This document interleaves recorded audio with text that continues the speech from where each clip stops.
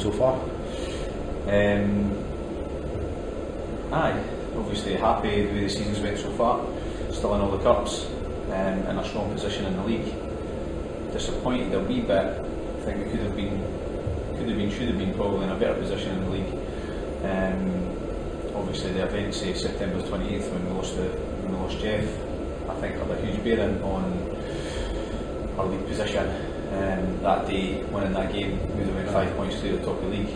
And I honestly think from that position, I think we would have struggled to give up that position.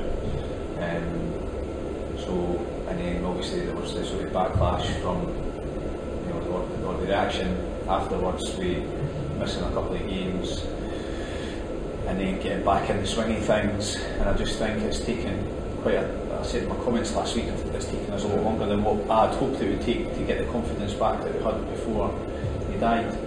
Obviously there were 7 games on the bounce, there's going to be 8 games on the bounce at Bathgate, and I think really that's been the big event. Obviously it's been a huge thing for us this season, and I just think now that we're just starting to see the confidence coming back, the performance at Livingston and then the performance again at Bathgate, despite us losing a couple of sloppy goals, we giving away a stupid penalty at Livingston.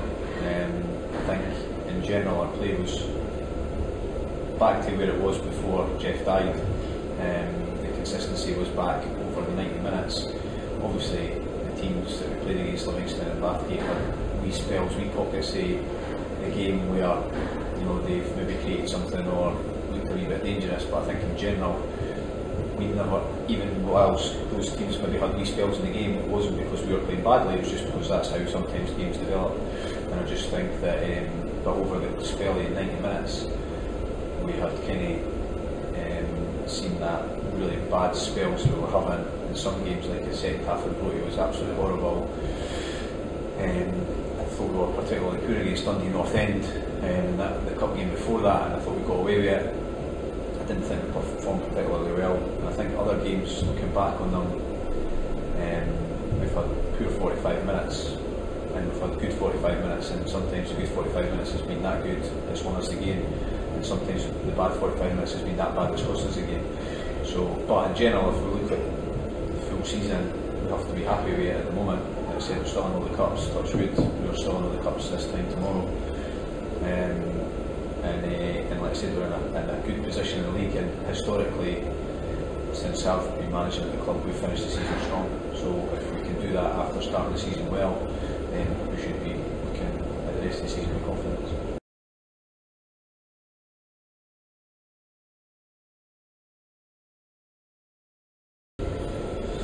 Best result of the season?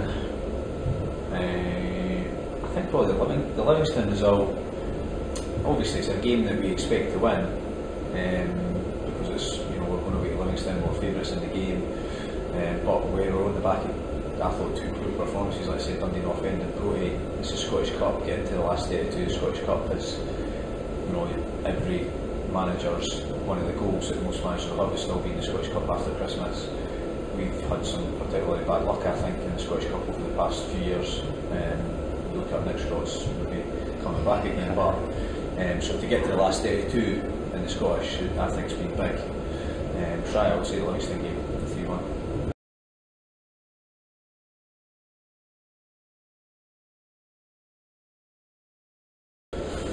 The worst result, probably the Broughty one for me. Hugely disappointing, especially as watching the game as it's developed, to be 1-0 up at half time, then shooting all the elements down the hill with the wind on our back, sun on our back. We should never really lose that game. We're so far ahead of them in the first half.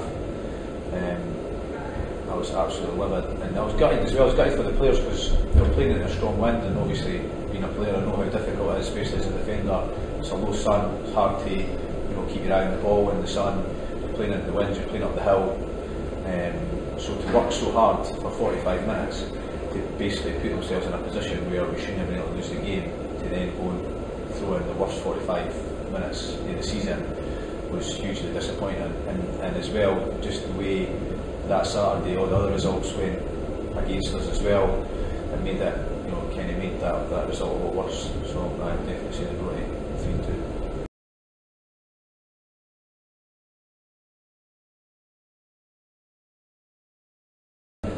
Brilliant, well past expectation.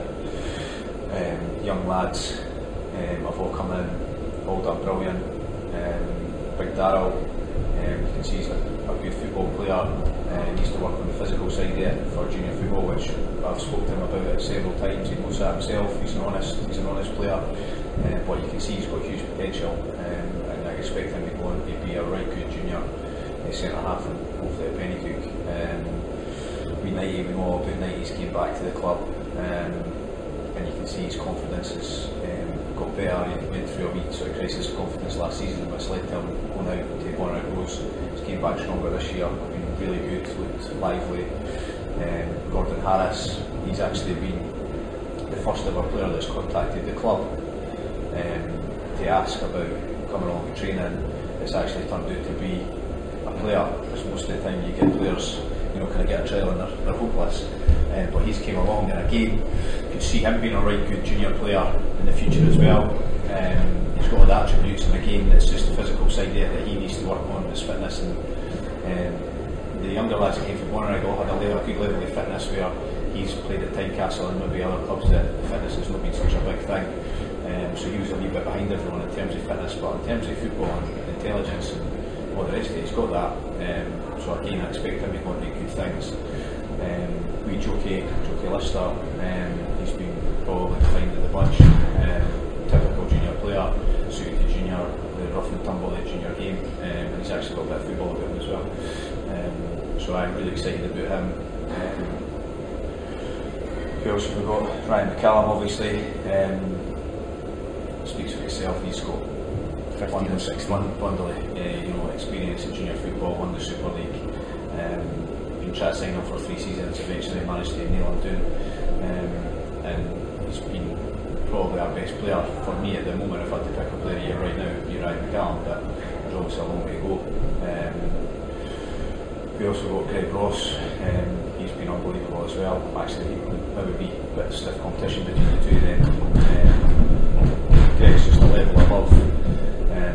He's far too good for our league. It's a great signing for the club to attract somebody like Craig coming here, especially with Boness and Lithgow sniffing about him and that as well. So he's got unbelievable experience. So he's been a nut I can find.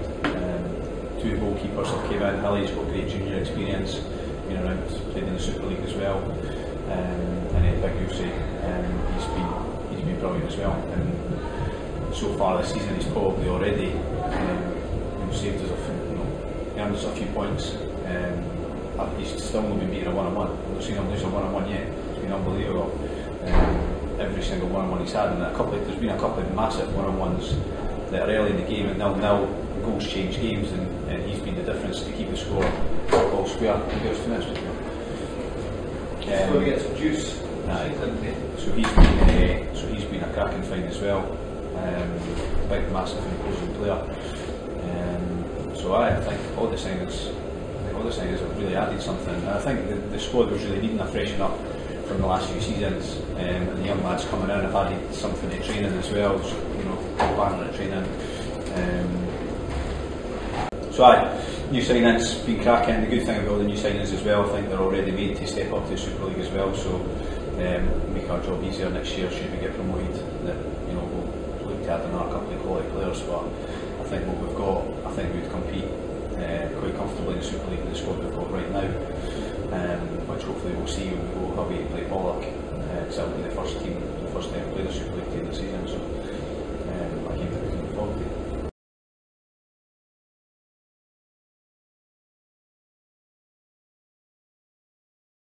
Any further signings? Always looking for signings. I just have this thing that I wouldn't rush into signing a player, and I wouldn't look to bring a player to the club that I don't feel like I never sign a squad player. I know loads of managers that sign players for the sake of numbers. I wouldn't sign a player that I didn't think could compete for a first team place. So sometimes, especially with the quality squad we've got, that's difficult. The other thing I've got to look at as well is I'm not going to waste the young lads that's there by signing an experienced player that's going to come to Penicuik and obviously want to play every week, and then it hampers the development of the young players. So you try and sort of keep a balance there. That's probably one of the good reasons. With Guy Kerr moving on now, it opens up a better opportunity for Darryl to play a lot more game time as well. So it's one of the reasons I wasn't overly concerned about losing Guy Kerr, because I know Darryl's good enough to come in, and I think it will help his progression with less competition in the centre half area, because obviously we've got plenty to cover in the centre half as well. So. Has there been a big change?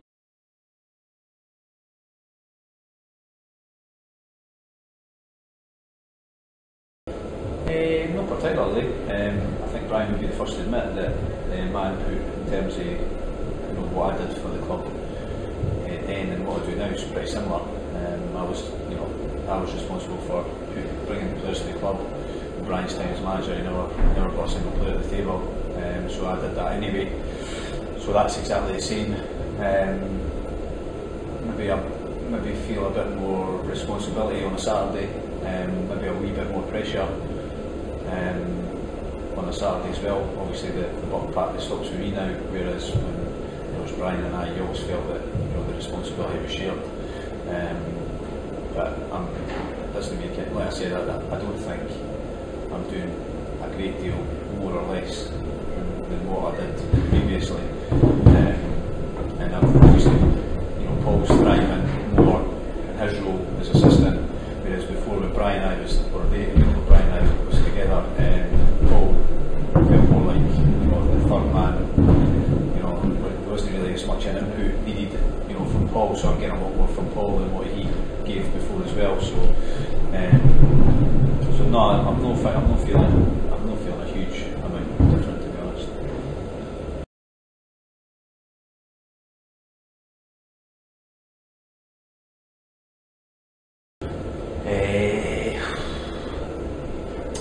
Caught in two minds, I suppose. As a player, that's a great tie. I've played through Pollock before. I was at Penicuik, and it'll be a cracking experience for the club, a cracking experience for the players, especially young lads, to be involved in that. Pollock carry a big crowd. We'll take a good crowd through there, so I'm expecting to be playing in front of 500 people, which will be exciting for everyone involved. In terms of our progression, obviously you want to get one of the weaker teams, you want to get a home tie. So in terms of progression, it does become much more difficult than Pollock away. So in that sense, it's disappointing, but we know if we go through there and perform on the day, we're more than capable of getting a result there. But I'm like any player or manager, you want to get the easiest tie possible. I do. I know there's guys who want to play these big games, but these big games can come later in the competition, as far as I'm concerned. So I would rather have a lower league team at home than a top team away. So I'm disappointed in that sense, but at the same time, it is what it is. The draws we made, and now we can just look forward to go through them and enjoy that big game.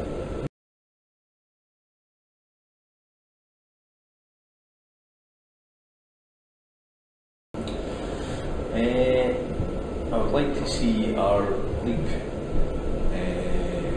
consistency improve back to where we were. Like I said before, Jeff died.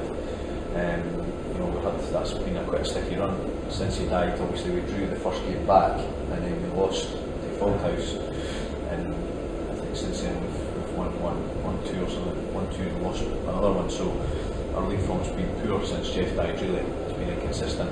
So we need to get back to making sure that's consistent again. Continue performing as we have the last couple of weeks, and I think if we continue to do that, continue battle like we have the last couple of weeks, I expect to see us challenging still at the top of the league. I'd like to see us getting a lot of stages of all the cups, and I don't see why we shouldn't. I think we've put together a really strong squad that should be competing against whoever we play. Obviously we would like to see more favourable draws in the cup, hopefully some more home ties, and just continue enjoying it. The guys are all enjoying it, I'm enjoying it, so just continue enjoying our football playing the season.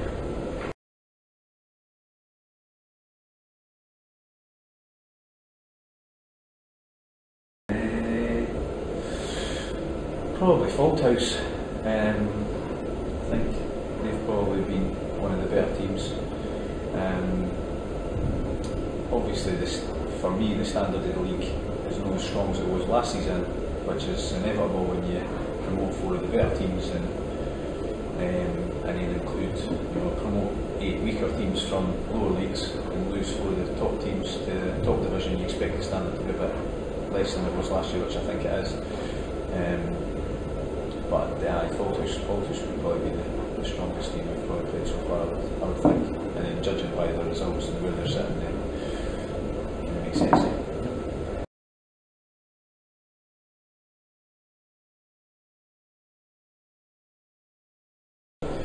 Just keep turning around your numbers and supporting the boys. Try not to get frustrated when things aren't going our way. It's not going to go our way in every game. Obviously the boys appreciate the support that they get for the fans. Just try and remain patient and trust the players, trust the management to do their best for the club, and just see where we are at the end of the season.